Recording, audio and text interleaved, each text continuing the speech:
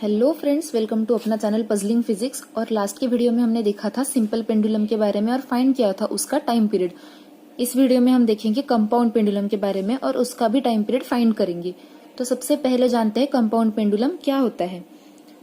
Definition wise जाए तो a rigid body of any size and shape which is free to oscillate in a vertical plane about an horizontal axis passing through it is called as compound pendulum. कोई भी body जिसका कोई भी specific shape हमने decide नहीं किया है, specific size हमने डिसाइड नहीं की है, कुछ भी शेप हो सकता है, कुछ भी साइज हो सकती है, लेकिन वो ऐसी बॉडी होनी चाहिए जो वर्टिकल प्लेन में मूव कर रही हो अबाउट एन हॉरिजॉन्टल एक्सिस। उसमें से पास होने वाला एक हॉरिजॉन्टल एक्सिस जिसके अबाउट वो वर्टिकल प्लेन में मूव कर रही है। हो सकता है कि आपकी जो स्केल है जिससे आप लाइंस खींचते हो, ठीक है, अगर उसे कोई छेद है तो आप उसमें पेन डाल के उससे खेलते हो, तो आपका पेन जो होता है वो क्या बन जाता है, हॉरिजॉन्टल एक्सिस। और जो प्लेन जिसमें वो जो स्केल है वो ऑसिलेट हो रही है, मूव हो रही है, वो क्या हो जाती है, वर्टिकल प्लेन। और वो जो स्केल है वो खुद बन जाता है एक कंपाउंड पेंडुलम। या फिर इन सारे पेंडुलम को, मतलब हर कंपाउंड पेंडुलम का फिजिकल पेंडुलम कहते हो, क्योंकि जो सिंपल पेंडुलम होता है ना वो आइडियल केस होती है और कंपाउंड पेंडुलम आइडियल केस नहीं है। ये आपको आपके अराउंड जो फिजिकल वर्ल्ड है उसमें दिखता है, तो इसलिए इसे फिजिकल पेंडुलम भी कहते हैं। सिंपल पेंडुलम की जैसे हमने टाइम पीरियड फाइंड किया था, वैसे ही कंपाउंड पेंडुलम के लिए भी हमें टाइम पीरियड ही फाइंड करना है। तो बेसिकली आपको पता है टाइम पीरियड क्या होता है, t इक्वल्स टू होता है 2 पाई बाय ओमेगा। इसे हम दूसरे तरीके से भी लिख सकते हैं 2 pi by under root of k by m, क्योंकि ओमेगा की वैल्यू क्या होती है, under root of k pi by m। ठीक है, यहां से हम लिख सकते हैं 2 pi into under root of m upon k। अगर हम इस मोशन को सर्कुलर मोशन की तरह देखिए या फिर हम फिजिकल बॉडी के लिए कह रहे हैं, तो यहाँ पर हम लिख सकते हैं 2 pi under root of i upon k। ठीक है, तो यहाँ से हम ओमेगा की वैल्यूज को दूसरी वैल्यूज के साथ कंपेयर करके ओमेगा की वैल्यू निकाल के हम लोग टाइम पीरियड का फॉर्मूला फाइंड करेंगे। सबसे पहले कंसिडर करते हैं एक फिजिकल पेंडुलम। ये कोई भी एक आर्बिट्री बॉडी है और ये उसका हॉरिजॉन्टल एक्सिस है, इस वर्टिकल प्लेन में ये बॉडी मूव कर रही है, तो इसे हम क्या कहेंगे, कंपाउंड पेंडुलम कहेंगे। तो हमने क्या किया, इस पेंडुलम को थोड़ा सा शिफ्ट कर दिया विद द एंगल थीटा। अब यहाँ पर थीटा जो है बहुत ही ज्यादा छोटा है, तो नीचे की डायरेक्शन में जो फोर्स लगेगा वो क्या लगेगा, mg। ठीक है, इस डायरेक्शन में जो कंपोनेंट होगा वो होगा mg cos थीटा। क्या होगा, mg cos थीटा। कंपोनेंट्स को कैसे रिजॉल्व करना है इसके लिए मैंने एक अलग से वीडियो बना के रखी है, वो आप देख लेना आई बटन में जाकर, ठीक है, या फिर चैनल पर जाकर देख लीजिएगा। और इधर जो फोर्स लगेगा वो लगेगा mg sin थीटा। ठीक है, अब यहाँ पर इस फोर्स को तो नॉर्मल फोर्स या फिर टेंशन बैलेंस कर लेगा। mg cos थीटा को बैलेंस करने वाला कौन है, यहाँ का टेंशन कह सकते हैं हम लोग, जैसे स्ट्रिंग में टेंशन होता है सिंपल पेंडुलम के। ठीक है, तो सिंपल पेंडुलम में भी हमने इस फोर्स को कंसिडर नहीं किया था, बचा कौन, mg sin थीटा, जो कि रिस्टोरिंग फोर्स है। तो यहाँ पर हम इस फोर्स को कैसे लिखते हैं, F equals to mg sin theta.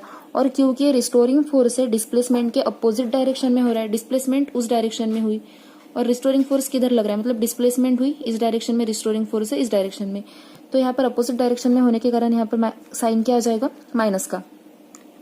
अब हमें पता है कि थीटा कैसा है, वेरी स्मॉल है, theta is very small, therefore sine theta is approximated as theta. तो फोर्स बन जाएगा माइनस mg थीटा। लेकिन ये कंपाउंड पेंडुलम की जो मोशन है वो नियर अबाउट सर्कुलर जैसी हो रही है या फिर रोटेशनल मोशन जैसी, तो हम इसका टॉर्क निकालेंगे। और सबसे जरूरी बात, इसकी जो लेंथ है उसे हमने कंसिडर किया है L। ठीक है, तो फिर टॉर्क क्या होता है, L क्रॉस F। F की वैल्यू हमारे पास ऑलरेडी है, तो टॉर्क क्या बनेगा, 2 equals to minus mg theta. ठीक है, ये हो गया फर्स्ट। देन हमें पता है F इक्वल्स टू क्या होता है, F इक्वल्स टू होता है मास इंटू एक्सीलरेशन। तो टॉर्क इक्वल्स टू क्या होगा, I मतलब moment of inertia into alpha, rotational acceleration. ठीक है, अब यहाँ से हम क्या लिख सकते हैं, I alpha equals to minus mgl theta. ठीक है, अगर अल्फा की वैल्यू निकाले तो alpha equals to minus mgl theta upon I। Ultimately alpha क्या है, d2 theta upon dt square equals to minus mgl theta upon I. इस पूरे इक्वेशन में mgl अपॉन आई ये क्या हो गया है, कांस्टेंट हो गया है। तो इसे हम इस तरह से लिख सकते हैं, constant into theta, but we know d2 theta by dt square equals to minus omega square theta. Therefore यहाँ से ओमेगा स्क्वायर की वैल्यू आती है mgl अपॉन आई। ठीक है, फिर टाइम पीरियड क्या है हमारे पास, 2 pi by omega. Therefore t equals to 2 pi, ये ओमेगा नीचे तो यहाँ पर हो जाएगा I अपॉन mgl।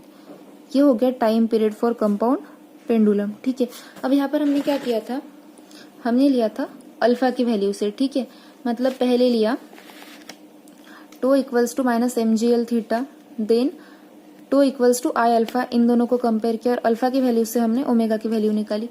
अब ये यहाँ तक की प्रोसेस तो सेम रहेगी, force equals to minus mg sine theta, force equals to minus mg theta क्योंकि थीटा बहुत ही ज्यादा छोटा है, फिर torque equals to minus mgl theta क्योंकि torque equals to l into F. ये प्रोसेस तो सेम रहेगी, लेकिन यहाँ पर हम थोड़े से चेंजेस कर सकते हैं। जैसे कि यहाँ पर हमने क्या लिया, f इक्वल्स टू ma, इसकी जगह पे हम एक दूसरा कंसिडरेशन भी कर सकते हैं। हमारे पास होता है f equals to minus kx। यहाँ से हम टॉर्क के बारे में क्या लिख सकते हैं, 2 equals to minus k theta. सही है, फिर से हम टॉर्क की वैल्यूज को क्या करेंगे, कंपेयर करेंगे। हमारे पास ऑलरेडी टॉर्क क्या था, 2 equals to minus mgl theta. ठीक है, तो यहाँ से क्या मिलता है, k equals to mgl, k equals to mgl। तो बस t में पुट कर दो। t की वैल्यू हमने क्या फाइंड की थी, 2 pi under root of i upon k, ये फाइंड किया था सबसे ऊपर। ठीक है, देखिए सबसे ऊपर हमने क्या फाइंड किया था, t equals to 2 pi into under root of i upon k, बस उसी वैल्यू को यूज करेंगे। तो यहाँ से t की वैल्यू क्या बन जाती है, t equals to 2 pi under root of i upon k की जगह पे mgl लिख देंगे, mgl। तो ultimately time period of compound pendulum क्या आ गया, दोनों भी सेम ही आए। आप f का ये कंसिडर करो या ma कंसिडर करो, बस t की वैल्यू मतलब टाइम पीरियड निकालते समय अगर आप f equals to ma consider करके जाते हैं तो आपको क्या करना है, t equals to 2 pi by omega use करना है। और अगर आप f equals to minus kx through जाते हैं तो आपको t equals to 2 pi into under root of i upon k ये यूज करना है। तो बस आपका जो t का फॉर्मूला है 2 पाई बाय ओमेगा और दूसरा 2 पाई i अपॉन k, तो आपको याद क्या रखना है, पहले तो आपका सेम है, एक बार रिवाइज कर लेते हैं।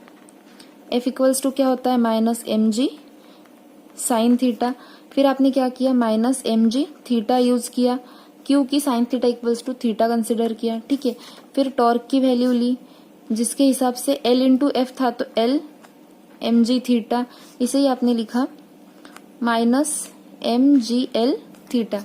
ठीक है, फिर यहाँ से दो कंसिडरेशन किए, एक तो f इक्वल्स टू ma होता है, दैट्स वाई 2 इक्वल्स टू आपने क्या किया, m की जगह पे i, a की जगह पे अल्फा।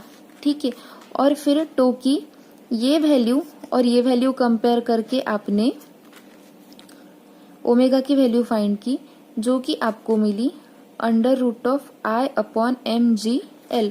और फिर ये जो वैल्यू है ये आपने टाइम पीरियड में रखी जिसके लिए आपने यूज किया time period equals to 2 pi by omega. इस सिनेरियो में आपने क्या किया, f equals to minus kx use किया जहां से आपको मिला 2 equals to minus k theta. अब यहाँ पर सीधे सीधे कंपेयर किया तो k की वैल्यू मिली mgl, इसके लिए आपने k की वैल्यू डालने के लिए t का कौन सा फॉर्मूला यूज किया, 2 pi under root of i upon k। ठीक है, तो इस तरह से हमें कंपाउंड पेंडुलम के लिए टाइम पीरियड मिल